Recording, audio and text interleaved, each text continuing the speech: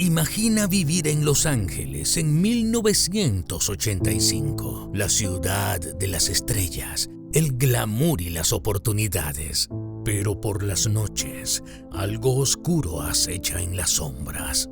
Una figura encapuchada entraba en hogares mientras sus habitantes dormían, dejando tras de sí una estela de sangre, caos y pánico. Este monstruo no tenía nombre. Al menos no al principio, pero pronto todos lo conocerían como el Night Stalker. Su firma era inconfundible: ventanas rotas, luces apagadas, víctimas atacadas mientras dormían. A veces escribía mensajes satánicos en las paredes. Otras veces robaba joyas y autos solo para burlarse de la policía. Pero lo más escalofriante de todo era su obsesión con el número 666.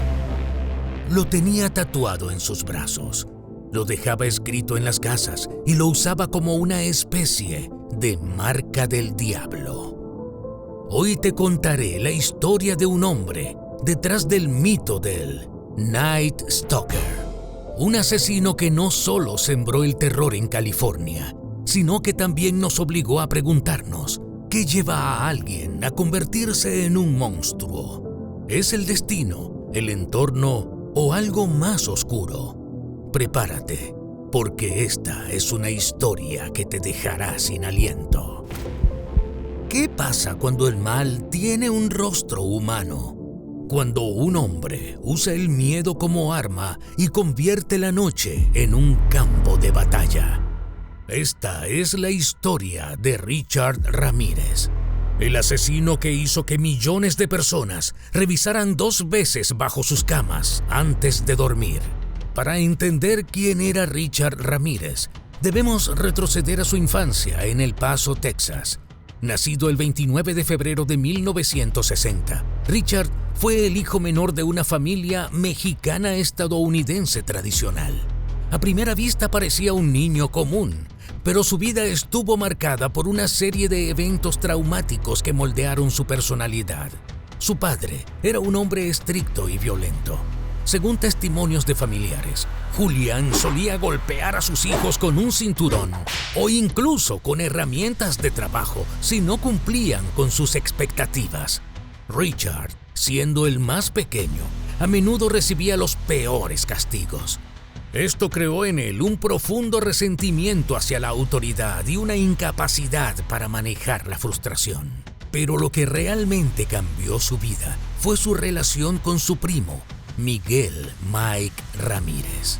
Mike era un veterano de la guerra de Vietnam que regresó a casa lleno de historias sobre violencia y brutalidad. Le mostró fotos explícitas de mujeres torturadas y ejecutadas durante la guerra, glorificando esos actos como si fueran hazañas heroicas. Para un niño impresionable como Richard, esas imágenes plantaron las primeras semillas del odio y la violencia. Además, Mike le enseñó sobre ocultismo, satanismo y rituales oscuros. Juntos comenzaron a experimentar con drogas como marihuana y LSD, profundizando aún más en un mundo de fantasía y horror. Cuando Mike mató accidentalmente a su esposa durante una discusión, Richard presenció su escape de la justicia. Esto reforzó su creencia de que las reglas no aplicaban para él. A medida que crecía, Richard desarrolló una obsesión con el rock oscuro, las películas de terror y la cultura satánica. A los 18 años abandonó El Paso y se mudó a Los Ángeles, donde comenzaría su descenso al infierno. La primera víctima confirmada de Richard Ramírez fue Jennings Combs, un hombre de 64 años que fue encontrado muerto en su casa en diciembre de 1984. Aunque inicialmente la policía no relacionó este crimen con otros casos, pronto quedó claro que había un patrón emergente. Entre abril de 1985 y agosto del mismo año, el Night Stalker cometió una serie de asesinatos brutales que dejaron a toda California paralizada de miedo. Sus ataques eran impredecibles y extremadamente violentos. Entraba en las casas por las noches, generalmente rompiendo ventanas o forzando puertas. Una vez adentro, elegía a sus víctimas al azar. No importaba si eran ancianos, parejas jóvenes o niños. Nadie estaba a salvo. Usaba armas improvisadas como destornilladores, martillos o pistolas, y a menudo violaba a sus víctimas antes de asesinarlas. Uno de los casos más impactantes ocurrió en junio de 1985, cuando ingresó a la casa de Maxine Zazzara, una mujer de 79 años. Después de dispararle en la cabeza, saqueó la casa y dejó un mensaje satánico escrito en el espejo del baño usando lápiz labial. Otro caso espeluznante fue el de Lita y William Doy, una pareja de ancianos que fueron atacados en su cama. Lita sobrevivió milagrosamente después de recibir un disparo en la cabeza, pero William no corrió con la misma suerte. Ramírez también tenía una obsesión con el número 666. En varias escenas del crimen, escribió este número en las paredes y lo grabó en los cuerpos de sus víctimas. Además, llevaba consigo una colección de amuletos y anillos que consideraba protecciones demoníacas. Estos detalles alimentaron el pánico público y llevaron a muchas personas a comprar armas o instalar alarmas en sus hogares. La investigación del caso del Night Stalker fue uno de los esfuerzos más grandes y coordinados en la historia de Los Ángeles. Durante meses, la policía se enfrentó a un asesino que parecía invisible. No había patrón claro en sus víctimas ni en los lugares que elegía. Sin embargo, pequeños errores comenzaron a revelar pistas cruciales. El primer gran avance ocurrió cuando una víctima sobreviviente logró ver al atacante. En julio de 1985, María Hernández, una joven de 27 años, fue atacada junto con su compañero de trabajo, Dale Okazaki, en un estacionamiento. Aunque Okazaki murió, María logró escapar y proporcionó una descripción detallada del sospechoso. Un hombre hispano, delgado, con cabello largo y dientes prominentes. También recordó que el asaltante conducía un auto rojo con placas parcialmente visibles. Pero el verdadero punto de inflexión llegó unas semanas después, cuando el Night Stalker cometió un error fatal. Después de otro asalto, dejó atrás una huella dactilar en el espejo retrovisor de un auto robado. Esa huella fue comparada con las bases de datos nacionales y finalmente coincidió con un nombre: Richard Ramírez. A medida que la identidad del asesino se filtraba a los medios, el pánico en California alcanzó niveles sin precedentes. Las calles estaban vacías por las noches y vecinos formaron patrullas civiles para protegerse. Era como si toda la ciudad estuviera buscando al mismo hombre. El fin de Richard Ramírez llegó de manera inesperada. Gracias a la valentía de ciudadanos comunes, el 30 de agosto de 1985, un grupo de residentes en East Los Ángeles notó a un hombre sospechoso rondando el vecindario. Cuando lo confrontaron, el desconocido intentó huir, pero fue perseguido por varias cuadras hasta que finalmente fue atrapado y golpeado por la multitud.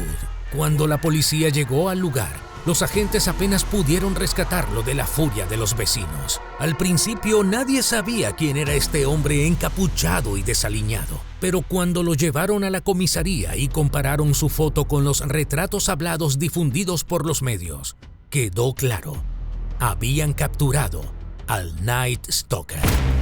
Durante el juicio, que comenzó en 1988, la fiscalía presentó evidencias irrefutables: huellas dactilares, testimonios de sobrevivientes y objetos robados encontrados en posesión de Ramírez. A pesar de su defensa, que argumentó problemas mentales, el jurado no tardó en declararlo culpable de 13 asesinatos, 5 intentos de asesinato, 11 violaciones y múltiples robos. Fue sentenciado a pena de muerte en la cámara de gas.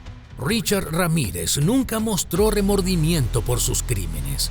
Durante todo el juicio, sonreía, hacía gestos obscenos a los periodistas y lanzaba besos a sus admiradoras, quienes inexplicablemente lo veían como una figura romántica o rebelde. Incluso él llegó a decir: "No soy el diablo, soy mucho peor".